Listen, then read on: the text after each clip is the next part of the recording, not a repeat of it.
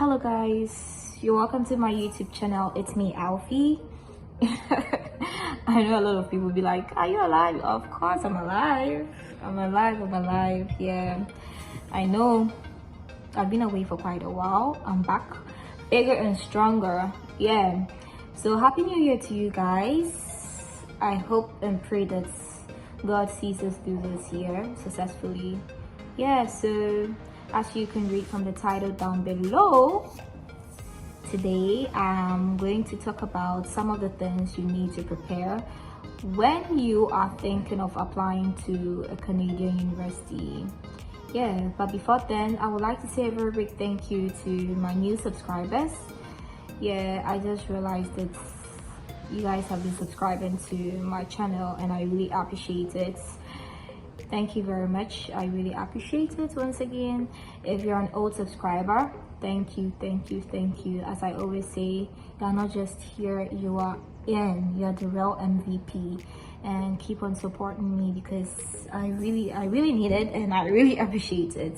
Yeah, so stick and stay, don't go anywhere. I'll be right back.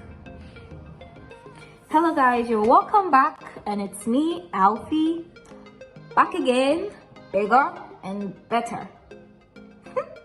Yeah, so when I was leaving, I was like, today I'll just be having a chit chat with you about the things that you're actually supposed to prepare when you're thinking of applying to a university in Canada.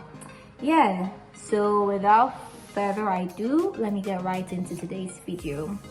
So I have my phone here with me. I'll be looking down because I just noted certain things here. So in case you're just wondering why I'm looking down, because I have what I have to say on the phone.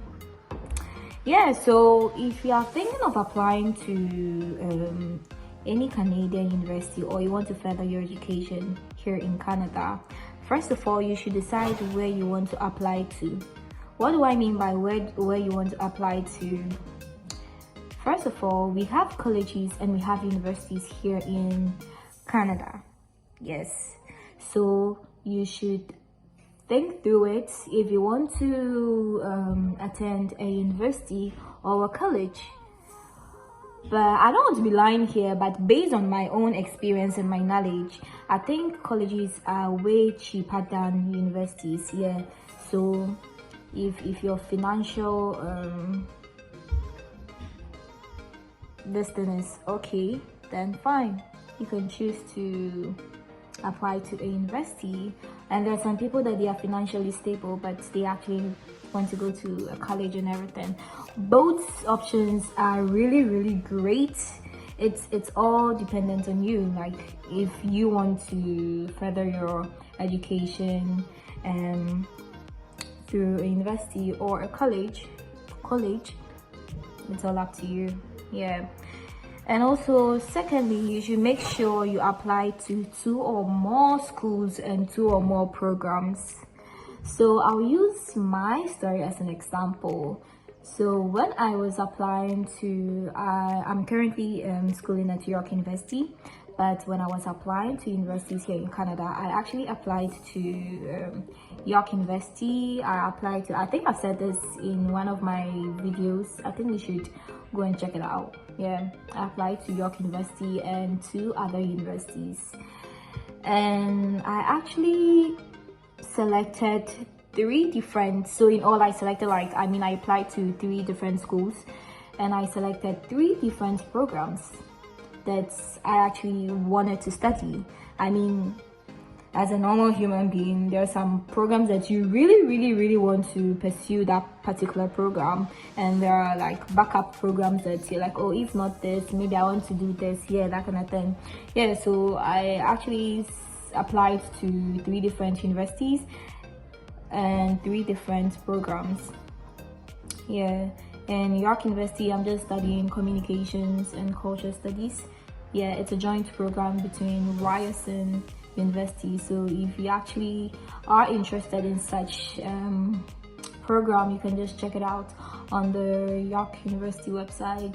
It's a very cool course. It's actually enlightened my brain and everything. Yeah, so you should actually think of applying to 2 or more schools. And the reason I'm saying this is that there are some, like, out of the 3 schools that I actually applied to, I got admission into 1. So imagine if I just applied to 1 university and I got bounced, where was I going to go? It means I had to wait for the next year. But because I was smart enough, I was able to, I applied to 3 different schools. So if this school does not actually, if you don't get into this school, you have 2 other options that you can actually wait for. You get it? Yeah, so that's basically the reason you are not supposed to apply to just 1 school, so that in case one fails you, you have backup schools that you'll be waiting or looking forward to their admission. And with the program, the reason I'm saying you should not apply to the same program in different schools, because there are certain programs that are very competitive. You get it? They are very, very competitive. Although you can say that, oh, but my transcript is good, I had second class, upper, first class. Somebody's first class is somebody's extra first class. Our educational levels are different, especially in certain schools 90 to 100 is A, in certain schools maybe 80 to this one is A or something. You get it? So you'll be thinking that, oh, I did well, I had a first class. In another school, another person also had first class, but that person's GPA is way higher than yours. You get it? So they will actually they will actually tell that other person to, they'll give that person that opportunity to enroll in such school, whilst you are left out. You get it? So you should not, if it's nursing you want to do, maybe yes, nursing for this school, any course related to nursing, you can just choose in the other schools that you'll be applying to, but not, other courses affiliated to nursing, you can just choose that one as well. Yeah, so that is the second thing that I want to tell you. Mind you, if your school is not under DLI, once you are done with school, you find it, I don't think they'll even give you a work permit. You come back or you go straight to your home country. Yes, under normal circumstance, when you're done with school, you're supposed to get your work permit, work for a year or something. Yeah, but if your school is not under DLI, you find it difficult. That is my research. I stand to be corrected if I'm making any wrong or if I'm giving any wrong information here. But if there's any addition that you want to add to what I'm saying, you can just comment down below. Yeah, about the DLI, especially the Canadians watching me. Yeah, so you have to make sure that the school that you're applying to is under DLI. You can just go to Google and type DLI schools in Ghana. Sorry, I'm from Ghana, so you can get it. Yeah, DLI schools in Canada, and you can just go through it. So if you have any interesting, or if you have any university that you think you would like to apply to, just apply to. Once it's under DLI and the program that you want to study is actually there, you can just do it. Go for gold. Yeah, so the third one is you should also consider the program length. What do I mean by the program length? So with the program length, as I said earlier, when you're done with school, the immigration, once you're applying for your work permit, you will be given the number of years based on the number of years you studied in school. I don't want to brag today, but you people listen to me. Yeah, so like for instance, my course was like 2 years, so probably my work permit is going to be like more than a year or maybe a year. So if your program you're doing is like 6 months, then you should know that if you're applying for work permits, I don't think it's going to be like 1 year or something, but you should actually consider the program you're doing and the length of the program, especially if you're thinking of staying in Canada to work once you're done with school. If you don't want to stay in Canada to work, then fine, like you're just here to work. When you're done or when you graduate, you just want to go back to your home country, then fine, you're good to go. You don't have to think about the number of length that your program is actually going to take. But if you want to work here in Canada, and I mean do 1 or 2 staff in Canada, then you should actually consider the number of length of your program when you're applying, because if you don't check that, it's actually going to affect your work permit. Yeah. So the next thing is, you should once you're done checking the school that you want to attend, I mean selecting 2 or more schools that you want to apply to, the program, the length, the next thing is you should actually look at the required documents that you need. Basically, you need, I mean, every school and every program has their own requirements. You get it. You can, they can, certain schools or some schools can actually tell you to submit a SAT, IELTS or something. Am I pronouncing it right? Yeah. For your information, whatever I'm saying is based on my own personal experience. I'm not an immigration officer or anything of that sort. Yeah, it's based on my own experience, so I stand to be corrected. If there's something that you actually want to add, you can just go right down the comment section and just add something to it. And yeah, you're just helping each other. Yeah, so as I was saying, you should just make sure you just gather the right documents per your program or per your school, that the school that you're trying to apply to. Yeah, so basically you need your certificates, that's your degree certificates. You need your official transcripts. For my school, for instance, yeah, I actually applied. Once I gain admission, they'll give you certain months or for you to submit your official transcripts. And this official transcripts, you are not the one sending it to the school. You actually have to contact your school. Like I attended a university in Ghana, so I had to contact the immigration. I mean, did I say immigration? I had to contact the staff, the registry in the university that I graduated, and told them, my name is Alfreda, blah blah blah blah blah, I'm currently enrolled in this school. They're asking for my official transcripts. Can you please send them my official transcript? You give them the address, the email, the formal or official address of your current school that you're studying here in Canada. You give it to your previous university in your home country. Then the registry will send it straight to the school that you're attending. You get it? That makes it legit. That shows that this is an official transcript, and this official transcript has the courses that you did from level 100 to level 400, depending on the length of the course that you did in your home country. If you did a 5-year program, it has all your transcripts, your grades, your GPA, everything. That's official with a stamp and everything. Yeah. So that's what some schools, I mean almost every school, request for. Yeah. So you have that. You have like your transcripts. Sometimes they actually request for your resume. Yes, I don't want to lie, but some schools request for your resume or your CV or something. Yeah. Some also request for your certificates.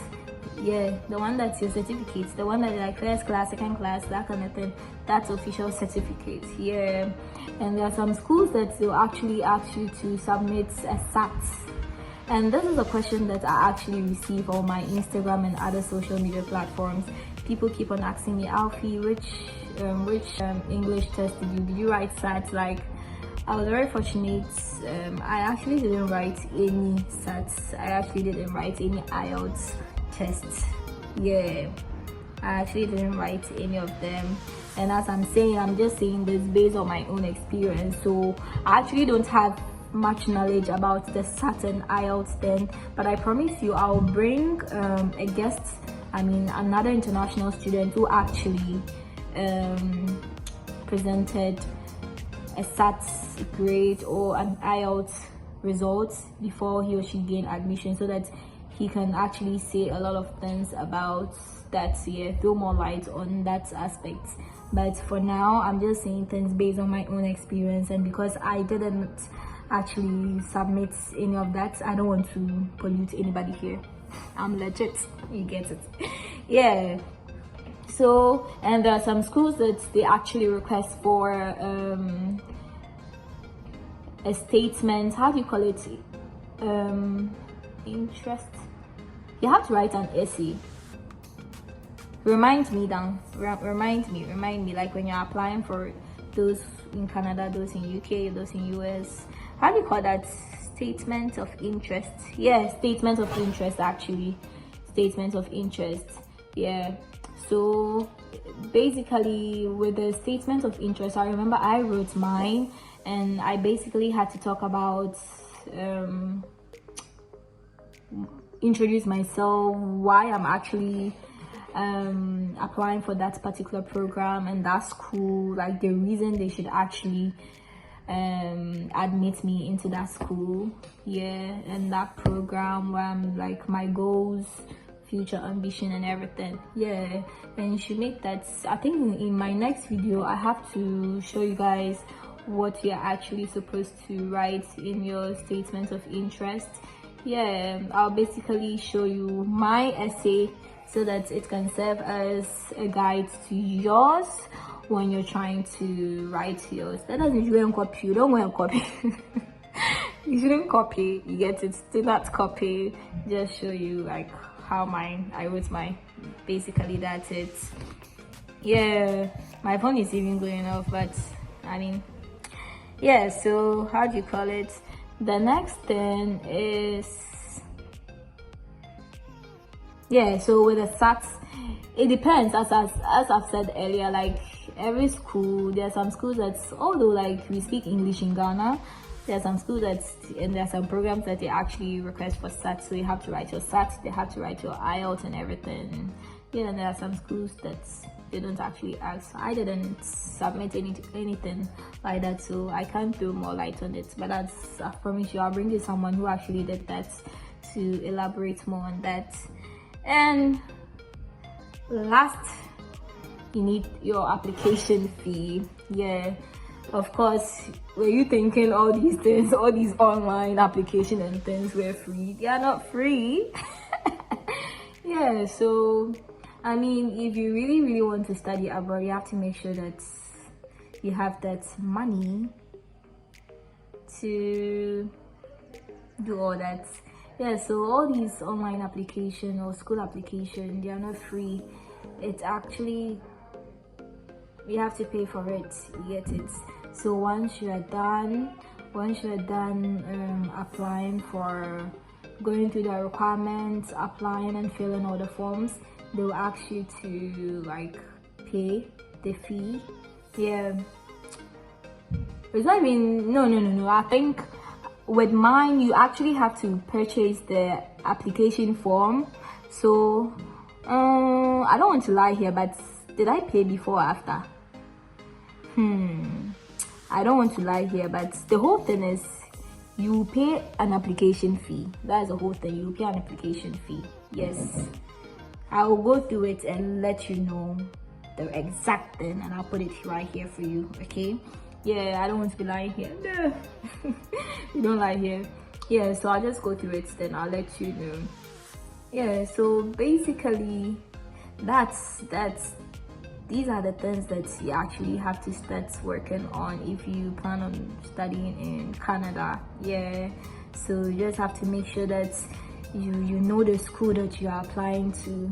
I continue to tell a lot of people who just hit me up on my social media platforms, oh, can you help me see, we're in 21st century, and I don't want to spoil anybody's business here, but if it's different if you are working and you are busy, you get it.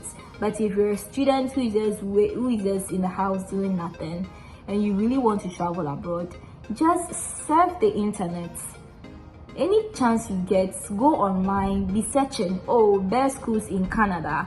Just do all those research and things. You actually don't have to pay other people for that. You get it? It makes you like, you should do it. It's different if you're working and you're busy, but if you're a student doing nothing, there are some people who always want to be spoon-fed. There's some people who just hit me up, Alfie, I want this. I'm like, so do you have any school in mind? No, I don't know. What do you mean by you don't know? 21st century, like in this technological era, we have the internet. I mean, if you are there, can't you just Google like best schools in Canada? I mean, at least if you've heard of this school cry and the person is telling you that, oh, I've heard of this school, do you think it's okay? There are some people, they'll be like, and they're like, they're done with university, they always want to be spoon-fed, and it's not like they're paying you to do that for them. Like, guys, if you really want to school abroad, like even SHS cry, you should start researching.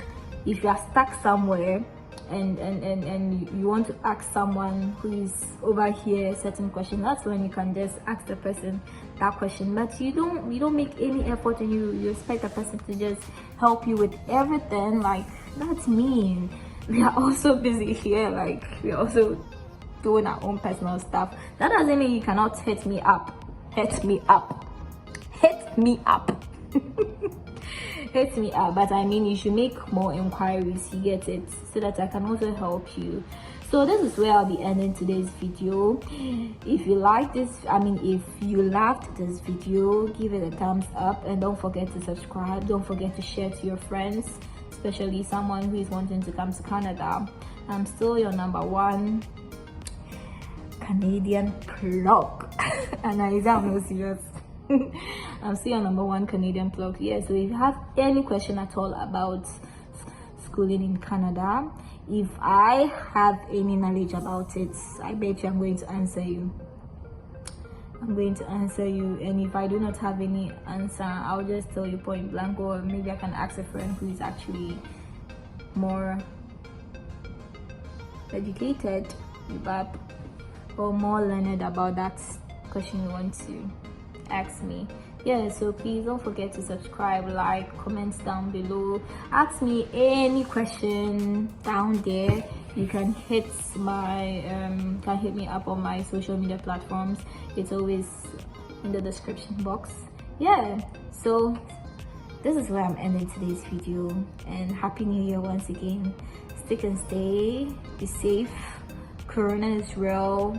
Keep on masking up, and let's live life, because we only live once. YOLO. Bye.